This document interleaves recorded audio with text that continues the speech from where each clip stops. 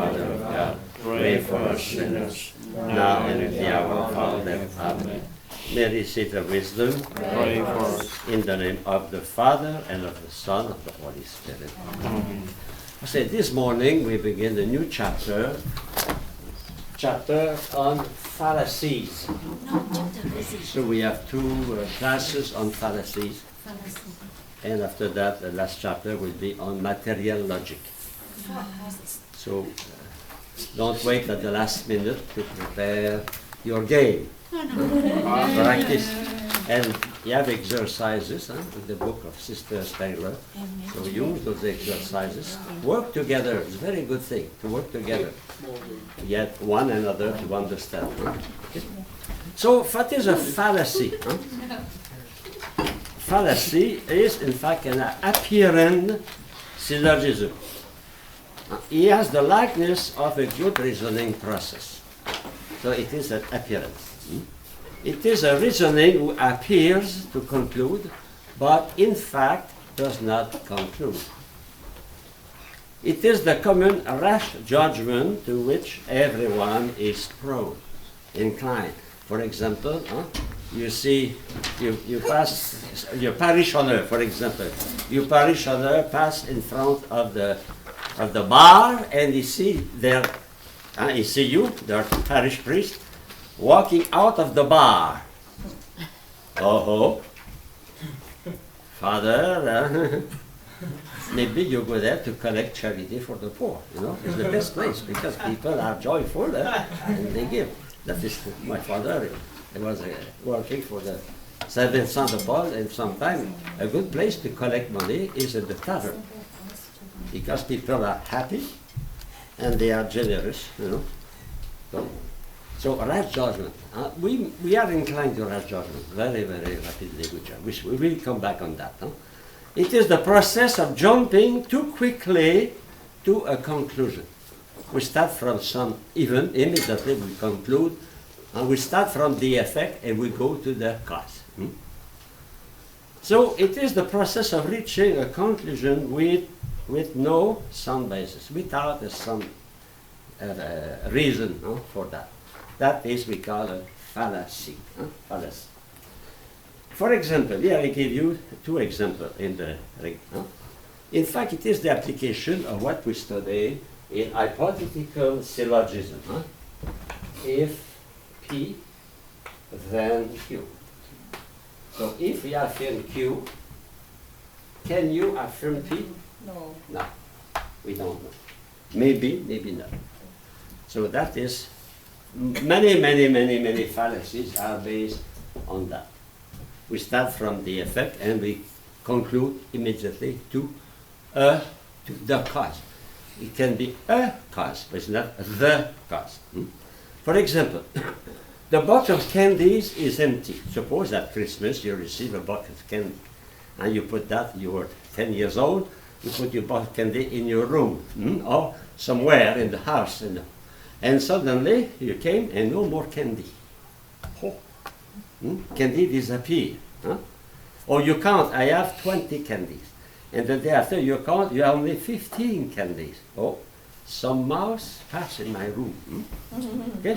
So you can say, I know, I'm sure it is my little sister. My little sister, I'm sure. Well, you know, your grandmother also likes candy. Maybe she can, maybe. So we have to, we cannot start from the effect to go to the cause. Another example, there is a letter in the mailbox. So what kind of letter? Some people, they don't like to receive letter because too many times they are bills, more than checks. So it's still a bill. Because I saw the name of the doctor in the corner of the letter, I say, that is a bill. So you open the letter and you discover it's not a bill. It is an appointment. It is to recall you that next week you have to meet him, you know.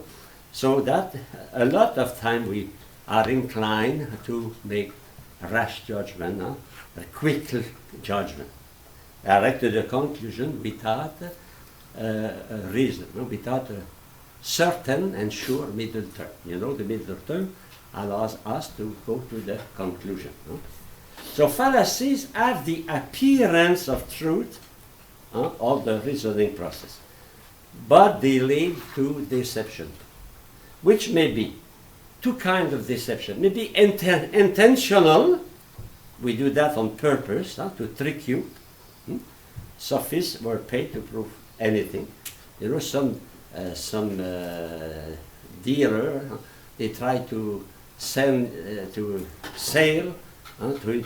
oblige you to buy, almost oblige, to convince you that you should buy this car or buy this product, and they know that the car is not very good. You know, they trick you. That we see that on television everywhere, every week. American Greed, for example.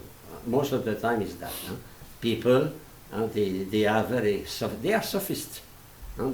They try to prove to you that the product or the investment of your money is the best place, and finally you lose everything.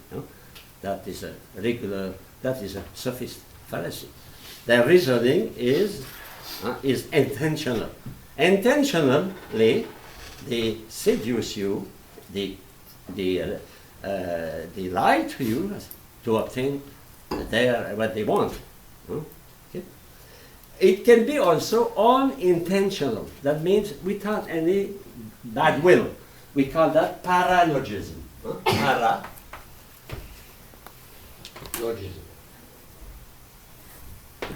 The Olympic Games, you know that?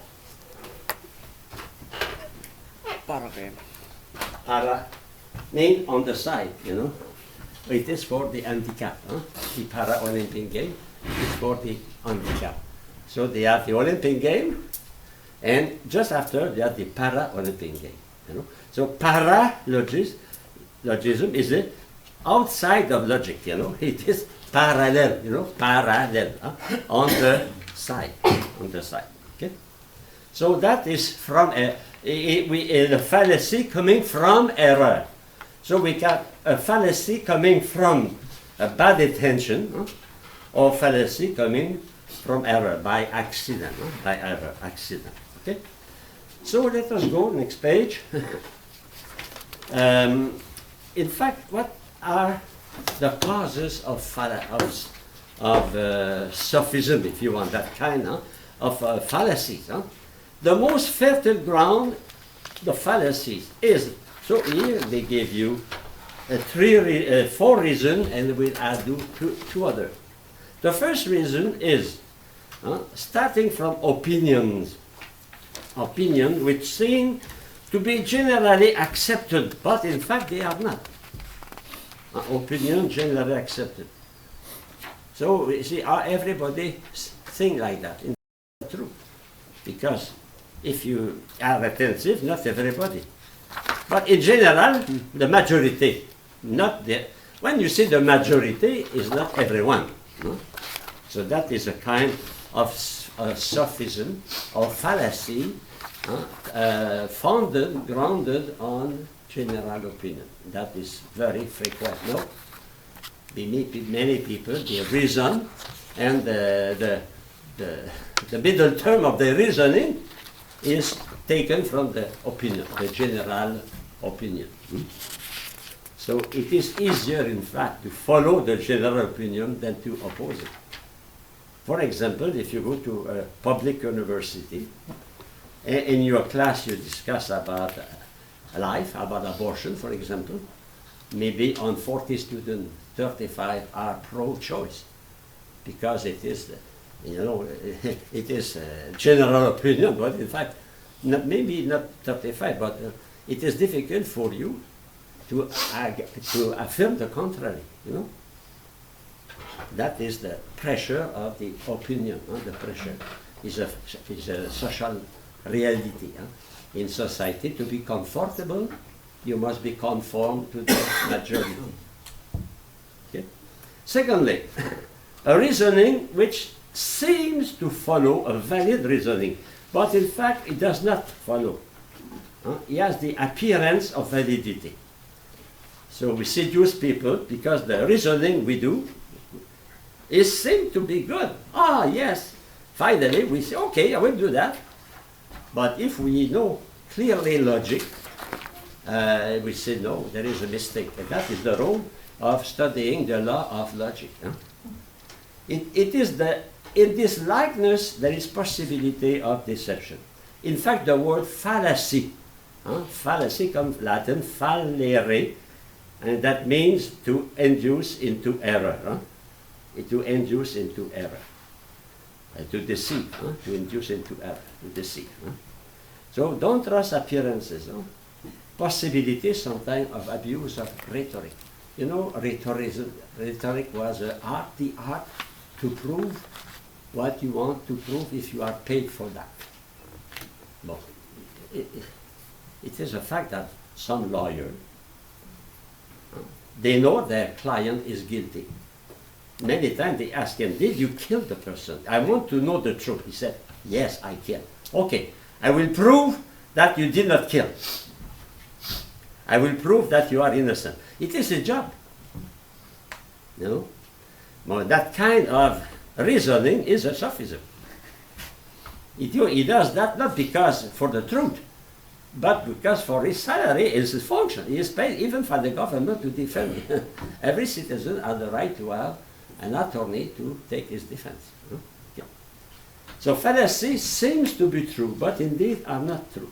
It is one of the goals of this class. It is not only to interest you in fallacies, but it is make you able to detect fallacies, to be more critical in regard of many advertising, of many affirmation. Yes, brother. So they talk about like weasel words, like brand new. Well, brand new compared to what? Like Advertising are based on that. I don't say that every advertising is a fallacy, but many advertising are fallacies, and I will give you a word on that at the end of the class. Okay?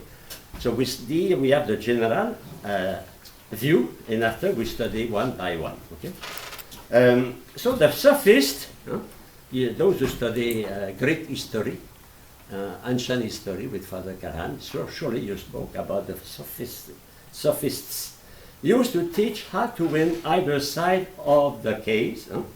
One was ready to appear correct even at the cost of the truth. The lawyer who knows that his client is innocent, he is paid to prove that he is not innocent. He is not guilty, even if he knows he is guilty. So that is sophism, kind of sophism. But many times those lawyers today, they are not, I will say, they will not insist on the content, guilty or not, but they will work on the form of the accusation. They will try to find a defect in the accusation, and they work on that because of the defect. For example, suppose the policeman did not fill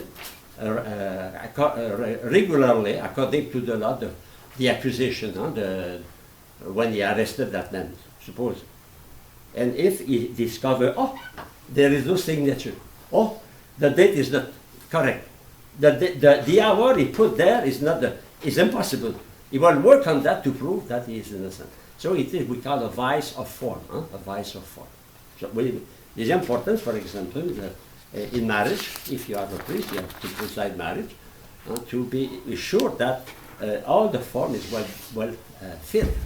For example, they are sure if they are minor, they have the authorization of their parent, or if they have all the form, the inquiry before marriage is well filled. To be sure that the man is not already married in another country, for example.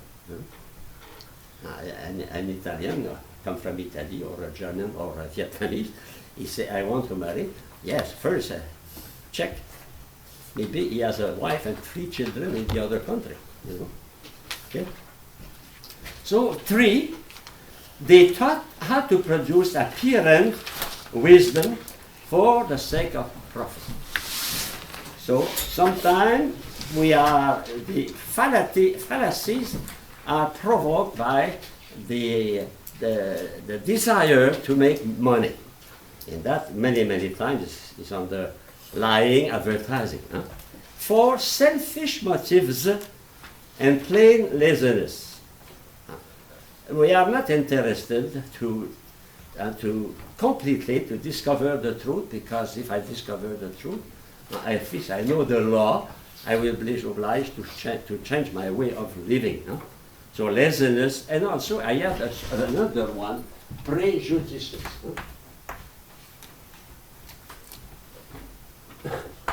Prejudices also lead to fallacies. For example, the color of the skin, or the origin, religion, etc.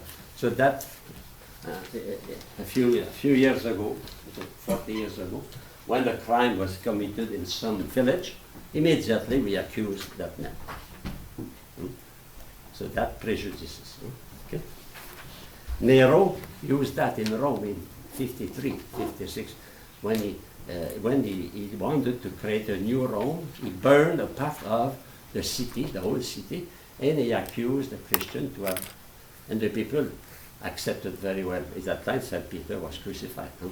So the prejudices, those kind, for example, a Jew is necessarily avaricious, you know. He is a greedy man. He wants to make money. That prejudices, a lot of prejudices. Okay. Now, page 3, origin of sophism. So we have two kinds of fallacies. We have fallacies or caused by words, and fallacies caused by connections. And that kind of fallacy fallacy dependent on language. So it is the misusage of the language that can provoke fallacies. That we don't use correctly, we don't express correctly, and because of that, the conclusion is error, is a fallacy. We have another kind of fallacy because by connection. And that kind of fallacy, it is independent of language.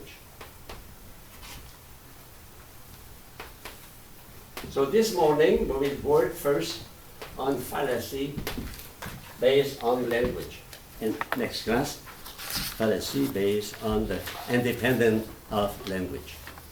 So the fallacy okay, so fallacies are dependent on language, and fallacy independent of language. The fallacy dependent on language, we can say it is relative to the matter of the syllogism, and here it is more to the form of the syllogism, on the logical link. Okay? I go to B on page 3. Fallacy depending of language. So the first kind of fallacies. The first kind of fallacies. We call that also fallacy in diction. Diction comes from dicere in Latin, and the participle passive, the suffix is dictum. You remember dictum de omni, dictum, dictum de omni, dictum de nullo. What is said of. So in diction, that means in the way we speak. In diction means in the way we speak, we talk. And shifting sense, that means the sense at the beginning is that, it means that, after, during the reasoning, the meaning is going to another. So the middle term has not the same meaning. The middle term is shifting. Okay? You will see that. So one word or artificial sign does duty for quite diverse things at times. That is based on equivocal. In fact, that kind of many times fallacies on language are based on equivocity. The terms are equivocal. You remember at the beginning of the semester, univocal, equivocal and analogical. Okay? So here, the usage of words set the stage for fallacious reasoning, since it opens the way to the presence of four terms. In fact, we have subject and the predicate of the conclusion. You have the middle term and the predicate. You have the subject and the middle term. But the middle term here and the middle term in the second has not exactly the same meaning. The same meaning. We'll give some examples of that. Okay? Now let us go to the cause of fallacies in the misuse of words. What? So we find four causes. In fact, the three first are equivocal, equivocity, equivocal. First, the double meaning of words and grammatical construction. We call that ambiguity. That is the first case we will study. The second is the misleading combination or division of words. We call that amphibology. It can be that to have two different meanings. Three, a misleading placement of accentuation and punctuation. That is the accent and punctuation.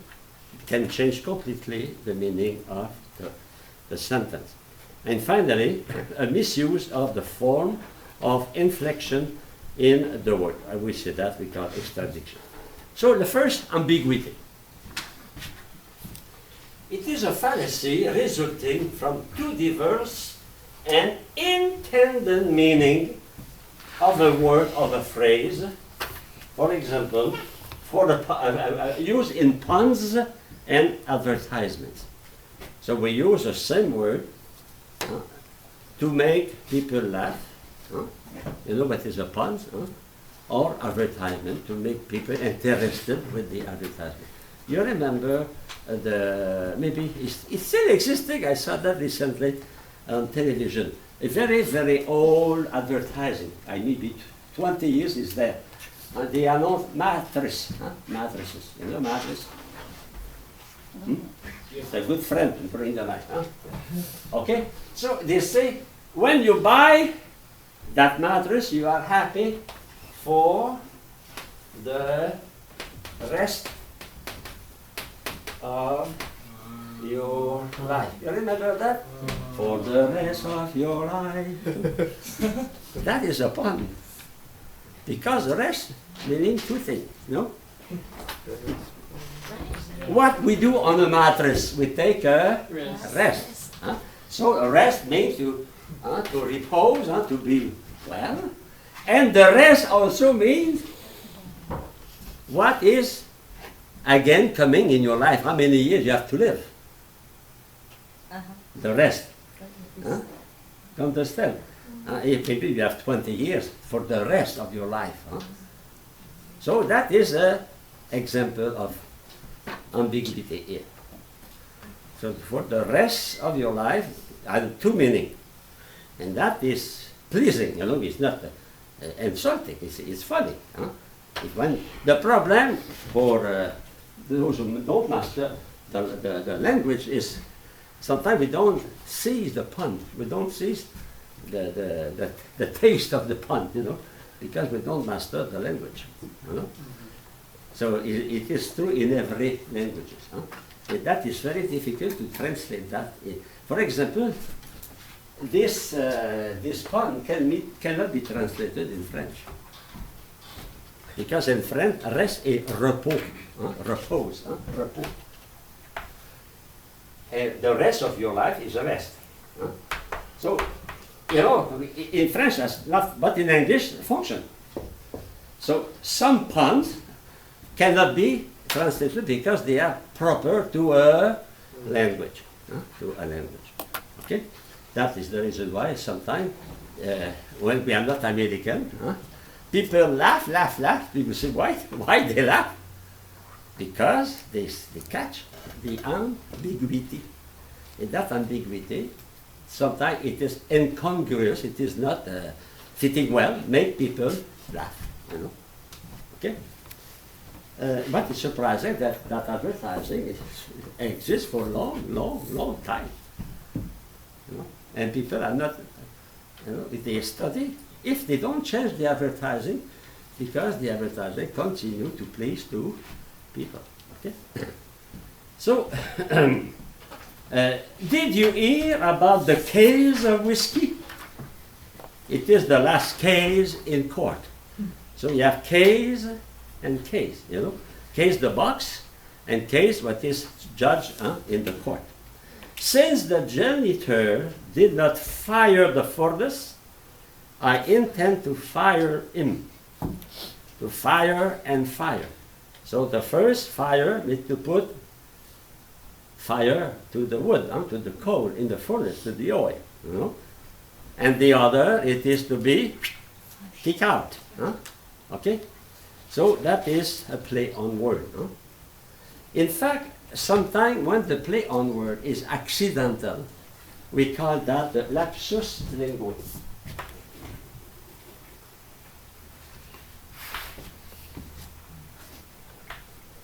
A slip of language.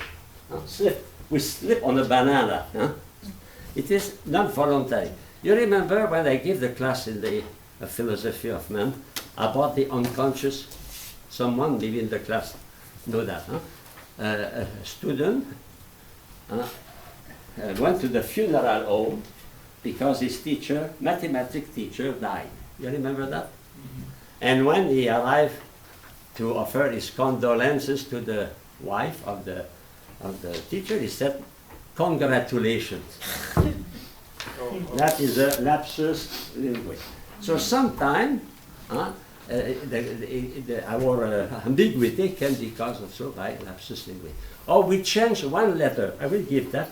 You will see that I gave you a series of bloopers, church bulletin bloopers. And you will see that sometimes only you change one letter, for example, to sin and to sing, and this is completely different. Completely different. Suppose next Friday for the choir practice, brother, right? Come to sing. He forgot the G. It's not the same meaning. Okay? I go now to page 3. Amphibology. So, equivocation, a sentence susceptible or more than one interpretation. In fact, it's a double meaning. Double meaning. Equivocation. Amphi. Okay. What is that? It is a fallacy resulting from two diverse and unintended meaning caused by grammatical construction. It is not willed, don't forget, and we are not, they are not sufficient, they are accidental. It is the result of dangling, suspending, or misplaced modifier or pronouns with unclear antecedent. It is the way you write, and the way you write is not clear. The way you write is equivocal. For example, Paul liked ice cream better than his wife. That is equivocal, no? That means Paul likes ice cream better than his wife likes ice cream. But it can be also he likes more ice cream than his wife, Okay? Last, one umbrella by an old man with a carved ivory head. Is it the umbrella that ivory head or the old man? James told Fred that he, who is he? Fred or John? We don't know. Will become a great musician. That is equivocal. 4. Mary saw a hat in a window which she liked. Did she like the hat or she liked the window? Because we can like it. It's beautiful. Here in Latin, Marcum Victorum Titum. The problem of Latin has no article. I taught Latin many years. No article in Latin. What is the role of an article? It is to precise. but there is no article in Latin. Because of that, Latin is much more ambiguous than Greek. Greek is very clear. Greek, like French, like Spanish, is very, very clear. English, sometimes they have no article. You see, men, women are fickle. You remember that la donna è mobile, indefinite. But there is no article. Many times in English there is no article. So when the article has the power to precise. So in Latin there is no article. Another thing also, we call the infinitive preposition. Well, what is that story? That story comes from the gladiator. They have to fight. And the people, like today, when there is a boxing game, they bid on the boxer. So they bid on a gladiator. And to be sure not to waste to lose their money, they go to a sorcerer, a witch, a vatum.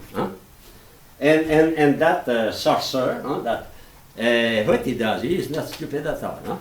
So he take how do you say that? A jar, and he put in the jar 2 sticks.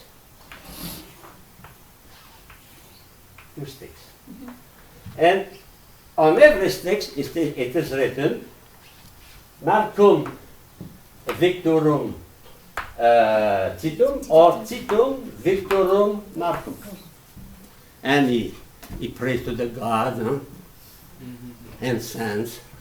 Finally, he said, so those who bid for Marcum, when he take he say, Titum Victorum Marcum. Oh, okay, money bid.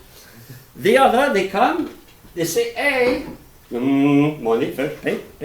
After that, and he say, Marcum Victorum Titum. Oh, wonderful. Bid. But only one is victorious, no? Yeah. So, suppose Titum is killed during the fight. The friend, those who bid for Titum, they will come to the sorcerer and will say, hey, you promise us that Titum will... No, I promise you that Marcum will victory.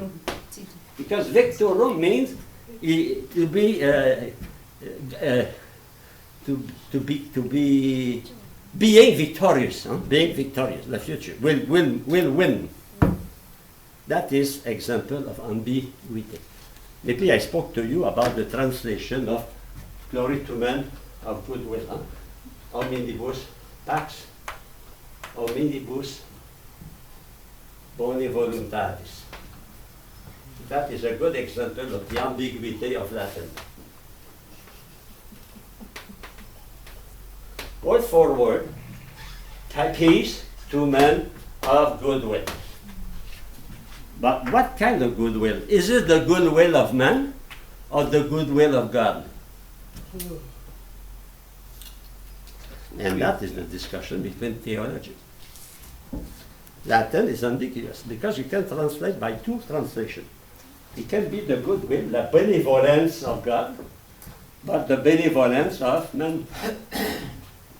So some theologians, like in French, for example, in Italian, they say, peace to men that men whom God loves. That means the boni voluntatis of God, the goodwill of God. But the American translation is peace to men of goodwill, the goodwill of men. The same word can have 2 translations depending on your theology. So in the first, God is totally the one who gives the gift without requiring, God is totally independent, free to give the gift of peace.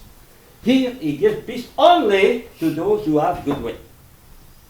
So the mean is very restrictive, and the gift of peace depends on man, does not depend on God. But here, the gift of peace depends on God, not on man. That is a problem of translation. You know, we say in Italian, tradutor, traditor. The translator, tradutor, is a treater. Huh? Treater. Is the one who, in fact, when we translate, we cannot translate. You know, sometimes I smile because someone told me a day, you know, Father, you know, the catechism, Catholic catechism was written first in French, by French theologian and German. For example, Benedict XVI speaks a perfect French. Huh? He worked 20 years with the French theologian. So the catechism was written in French. But he told me, you know, Father, he was written in French, but he was translated in Latin to be more precise. So it's not true. Latin is not a precise language. The proof of that, if you go to Rome and you look at the monument in Rome, you will see the text, all the letters are written, all the same form without any punctuation. Everything is, and there is a nightmare for translator. First, you put punctuation, and secondly, the same sentence can be translated in many forms. I can give you many examples, but what I want to say, that some languages are very precise. Greek, you study Greek, Greek is very precise. French is very, very precise. It's the reason why French was adopted for centuries for diplomatic language, because it is that or not, huh? But it is a difficult language because you have a lot of precision. For example, the past participle, I have seen. In English, seen, finish. In French, you have 15 rules for that. 15. And every has a precise meaning. So that, you know, like Greek, if you study Greek, Greek is very difficult because of the nuances in the language. Okay? So that the poems are based on that. So the genius of the people understand, but the other difficulties is normal. But my confrère, we have here a brother, a priest, Father Glenn Pusele. Now he's 93 years old. He was here as spiritual director. And he was not able to say a sentence without making a joke, a pun. He was specialized in that, in that. And he made people laugh, huh? Create joy in the seminary. Okay? The fallacy of equivocation, huh? Committed when a word is used in one sense the first time and another sense in the other time. Huh? Okay? So you can see that the medicine the doctor gave me made my eyes smart. What? The medicine the doctor gave me made me my eyes smart. You should have used it on your head. You understand, you know? If you are smart, if you have to use it, I mean you are not smart. You know? Okay. Well, now, I give you that to make you laugh, but to make you aware of the importance when you write a text in your parish bulletin to be very attentive not to make some mistakes. That is taken from real facts. Huh? Ladies' Bible study will be held Thursday morning at 10. All ladies are invited to lunch in the fellowship hall after the BS is done. No, BS, sister, ask American to tell you that during the meeting. Bullshit. So, but only American can do that. Huh? Okay?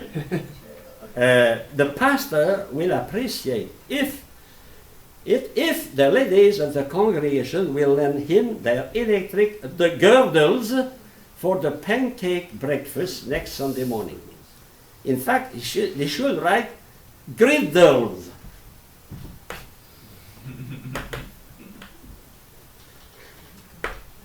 Huh? They are like to cook, but girdles are the. We can translate that for the sister. Huh? No. I don't know what it is. Okay. There is no lady he can explain to you. The pastor will preach his farewell message, after which the choir will sing, "Break forth into joy." We are so happy he is leaving. You understand the joke here, huh? Remember in prayer the many who are sick of our church and community. To be sick of means to be completely displeased with the community. Huh? To be sick of philosophy, that means I don't want to study more philosophy. So here, in fact, the sick of the church means the sick who are appertaining to the church, but the meaning is double here. That means those who don't like the church and those who belong to the church. The same words have double interpretation. Okay? The 8th graders will be presenting Shakespeare's Hamlet in the church basement Friday at 7 p.m. The congregation is invited to attend this tragedy. Well, in fact, it is a tragedy, but tragedy has another meaning. It will be a catastrophe. Huh? The word tragedy means a piece of theater, but means also a catastrophe. It will be a failure, you know. So that's ambiguous. Thursday night, potluck supper, prayer, and medication to follow. In fact, you know, potluck, it is to eat. After that, medication. In fact, it is meditation. Meditation. A bean supper. A bean supper will be held on Tuesday evening in the church hall. Music will follow.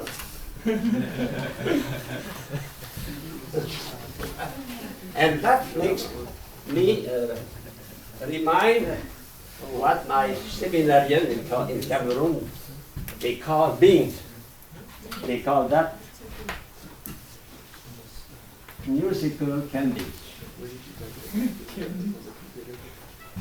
We like beans because musical, you know, musical. Music after the meal. Music will follow. Weight Watchers will meet at 7 p.m. on the First Presbyterian Church. Please use large double door on the side entrance. Because Weight Watchers is for God's people. Okay? Tuesday at 4 p.m. there will be an ice cream social. All ladies giving milk, please come early. That is ambiguous.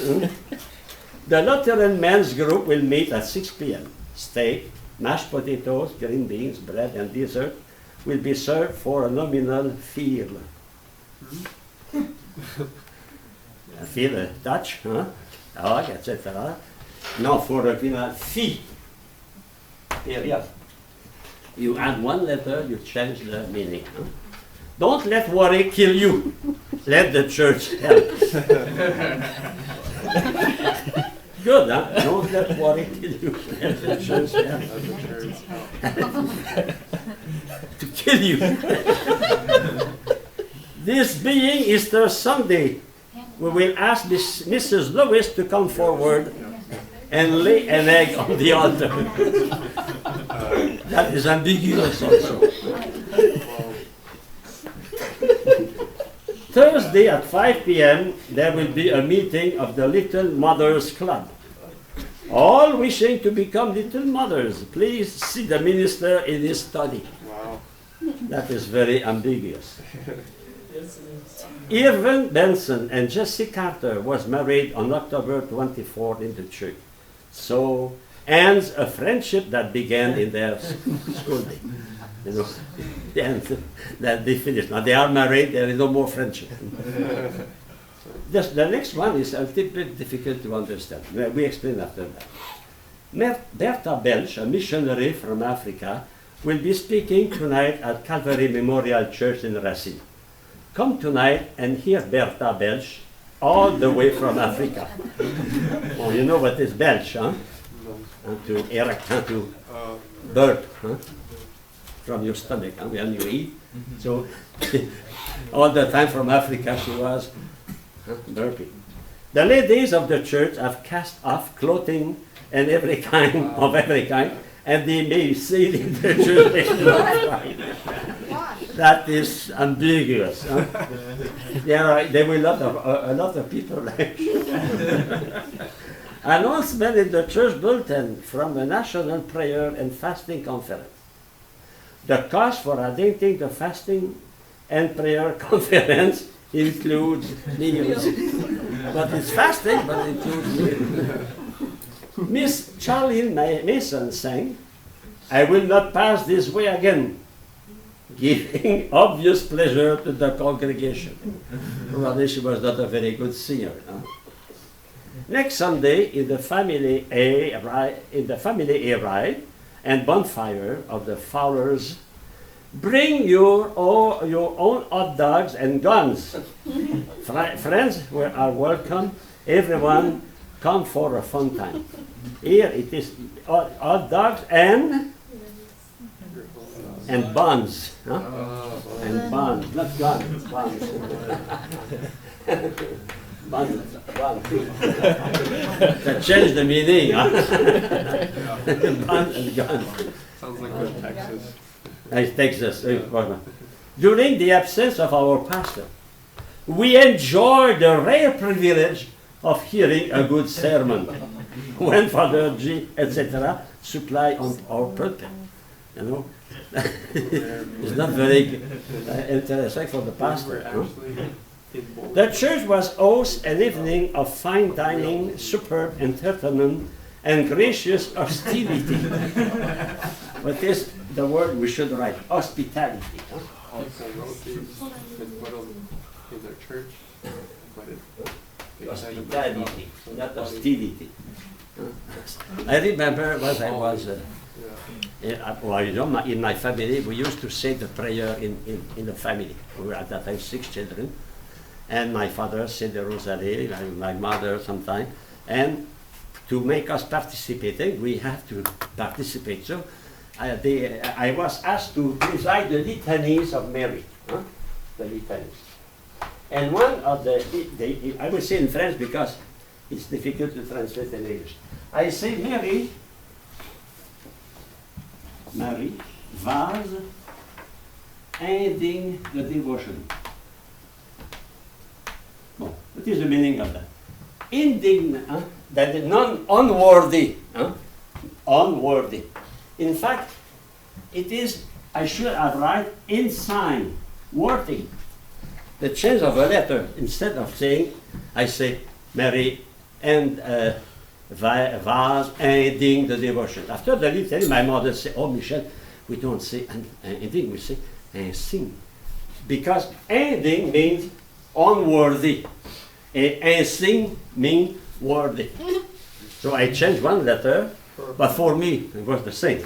And my mother was, Okay, we changed one letter, we change the meaning of. Okay, I continue. The church will host an evening of, we said that, okay. The evening at 7 p.m. There will be a hymn sing in the park across from the church. Bring a blanket and come prepared to sing. Prepare to sing. Prepare to sing. Sing. Wow.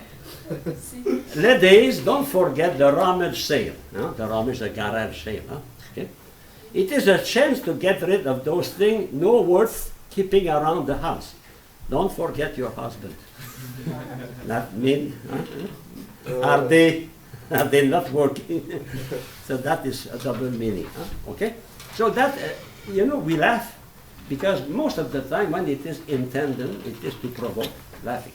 But here it's not intended. It is by accident. Sometimes the secretary changes a letter, like for example, when I was young, I say indignus instead of insignus. I change one letter, changing one letter, I say exactly the contradictory, absolutely the opposite. Okay? So we must be attentive.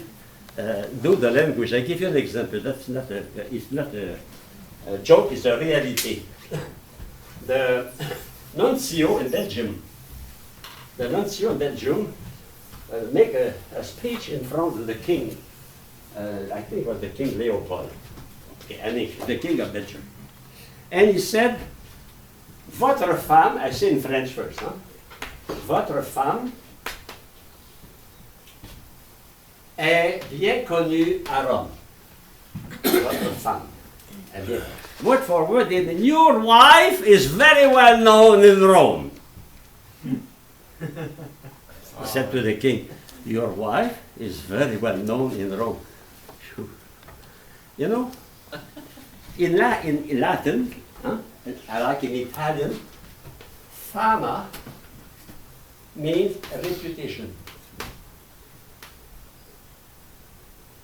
So he said, your femme, femme, in English, famous, no? Your femme is well known in Rome. So he said he wanted to say your reputation, but he didn't use the right way, the right word. So he said exactly the contrary. That means your reputation is very well known. That means it's, we are very well considered in Rome. But if you say, votre femme, your wife, is well known, that means she has not a good conduct. So that is a danger to speak another language and we don't know exactly the content, what we say. That happened to me in the first year I teach here. I said to my student, take your shit and write on it.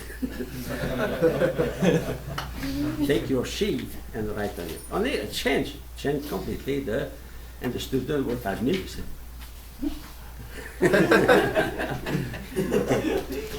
That's why these really rich companies will hire these guys that are very, have doctorate degrees in language, and to look at the contracts. Because if they make one mistake, it costs them millions and millions of dollars. Yeah, it's true. They are specialists to control every word. Yeah, and they have to look at every word is important. You change one word, you change completely the meaning of that. It's the same also in my country, don't do in the United States. Here we have the habit, the bad habit to shorten your name. You say Tom and not Thomas. You say Bill, you don't say William. In Canada, I don't do the law in the United States, but in Canada, if you want to have an official paper, you must write your exact name. If I write, for example, Mike Legault, my check has no value. I must write Michel Legault. And on the diploma, the same. We cannot use abbreviation. We are obliged to use the complete name. If you change one letter, you can say that is not valid. That is important for marriage. If you are a priest, you have to write correctly the name of that person. Because they can't say, no, my name is not with an E, is it with an A. Pearson, for example, Parson, change one letter, and that is no valid. So when I study canon law, and the teacher insisted on that, to be exact, correct, exact. Otherwise the paper has no value. So if I say, for example, that Bill McCarthy, in my country it's not no value. I must say William McCarthy. Okay, in conversation I can say Bill, but in the paper I must write, if I give a diploma, MA, I must write the complete name, Bill, William Fox, William McCarthy, William Evans, and not Bill. Okay? So that is importance of, what you say is very true. Very true. Never be sloppy in that kind of procedure. Always very, very strict. Write exactly the name. Okay. Composition now. It is a fallacy resulting from taking something combined, which is true only in a separated sense. In fact, one is in potency, the other in act. For example, the sophist may say that water is both hot and cold, simply because it is potentially hot and actually cold. John chats with me and reads the paper. Therefore, John is able to talk and not to talk. No, you know. You remember what we saw just before in logic? One subject and one predicate. You know? One subject and one predicate. These flowers reach full bloom and die off. Therefore, these flowers are blooming and dying. Of course, one potency, the other in action. Seminarians have period of prayer and study. Therefore, they can pray and study at the same time. I can say that is possible because your study must be a prayer. Now, division. Next page. It is a fallacy resulting from taking something in the divided sense, which is meant to be taken as a unit.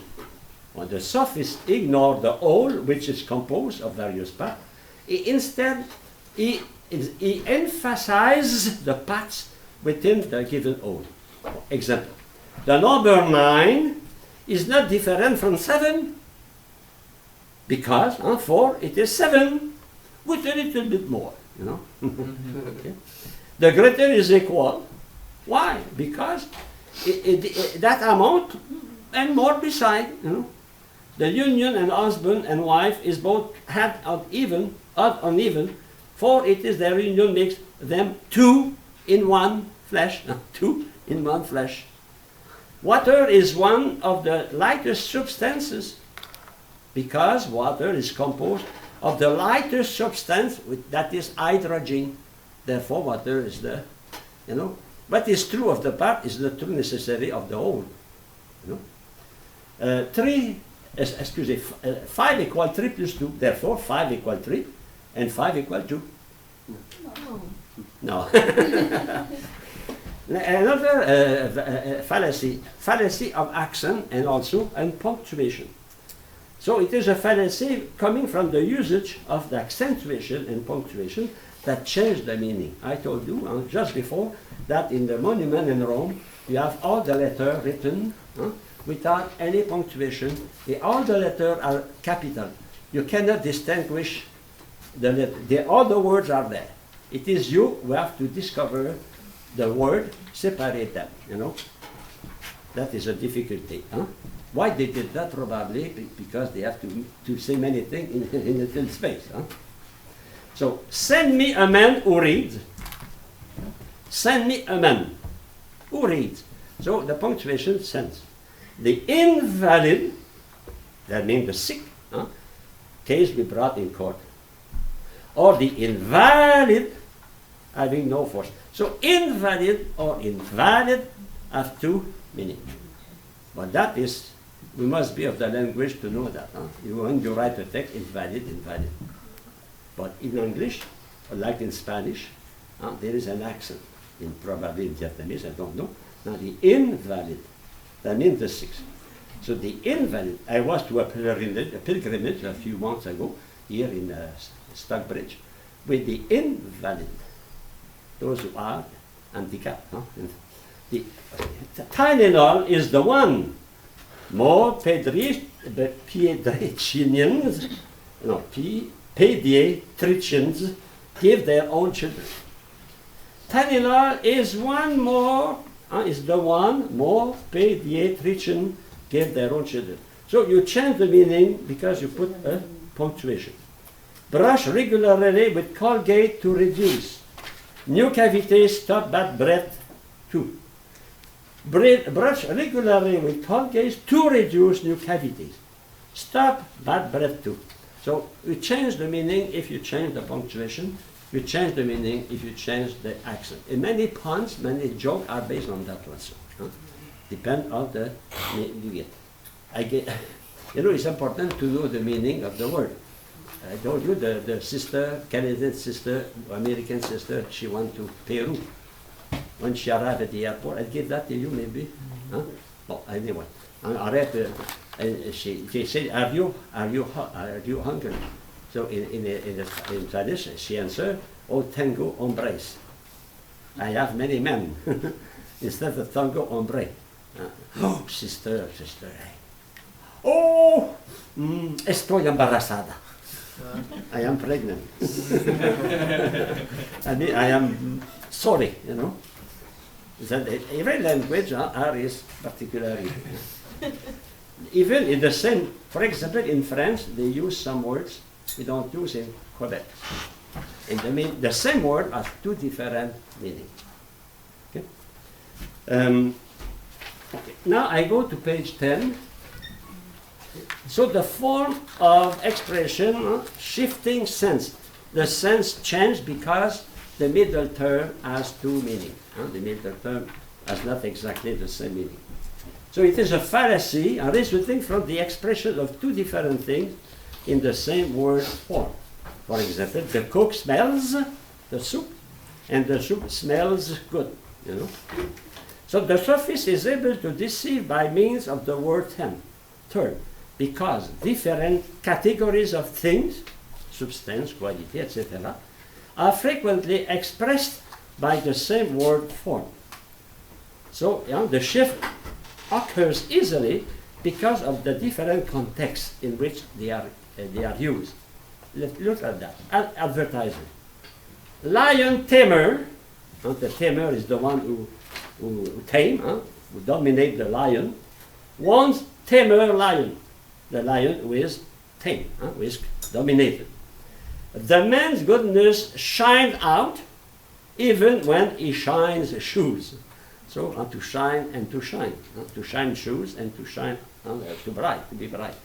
Time is passing swiftly every day, while the student is not passing his course. Is not passing his exam, his game. 4. At the time the wind was blowing hard, the policeman was blowing his whistle. Okay? As the years begin to decline, to become less numerous, a man begins to decline everything, not take care of everything. The gardener is flourishing his hoe. Well, what is the meaning of that? It is to, like a soldier with a sword. So he has the hoe, what is the hoe? We use that to garden, to move the earth in the garden. So he is brandishing his hoe at the flourishing rose in front of the. So you have flourishing and flourishing. So that requires you know the language. The same thing happened in Vietnamese, in German, every languages they have the same thing. I get another which given by a student. He is Polish. I go to Poland to polish my Polish. I go to Poland to polish my Polish. You understand? To polish my Polish. To polish my Vietnamese is not funny. You say, I go to France to polish my French. Or I go to Poland to polish my Polish, the Polish language. Okay? That is a good example of shifting sense. Metaphor, in fact, they are there. It is taking a figure of speech literally or stretching it unduly. For example, he was hungry as a horse, so he ate a bucket of oats. So if we see he's hungry, he has a big hunger. He's hungry like a horse. We compare what a horse is eating. He's eating a bucket of oats. That means he is eating a lot of things. Analogy. Analogy. Okay. You have the shifting of word, for example, when we speak about, you remember, all those who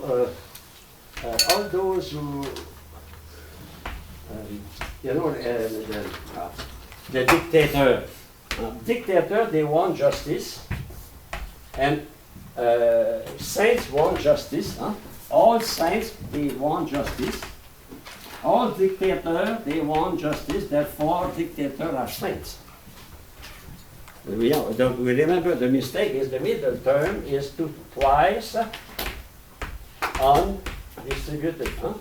That is a case of shifting sense. When the middle term, in fact, has two meanings. The meaning of justice for saints and the meaning of justice for dictator is not exactly the same meaning. So it's a shifting of meaning. In fact, we have four terms. We have a subject, we have a predicate, and we have two Middleton. Of course, the same word, but the same word does not stand in for the same reality. Huh? Okay. Okay, I go now to. Okay, so now we covered the fallacy of diction. Fallacies based on the way we use the terms, the rules of the language. Now I have advertising to do, some advertising. You know, we are soon at the end of the semester. That is a good news, no? Very good. Very good, thank you. It's good for me also. And you have examining, an exam. Well, I will give a take home, and that take home you have 30 points. A take home. I will give you a without book, 30 points. In fact, it will be a series of exercises, syllogism. Work on that. Okay? A few questions on fallacies. You receive, I think, the list of the fallacies to know. You have that at the end. And I will give you a question with book, 20 points with book. In fact, we have two classes for, we have one part without book on Monday, and with book on Wednesday. Okay? But, Oh, final. okay? And I ask you also another thing. Fallacies. It is what I know for 10 points.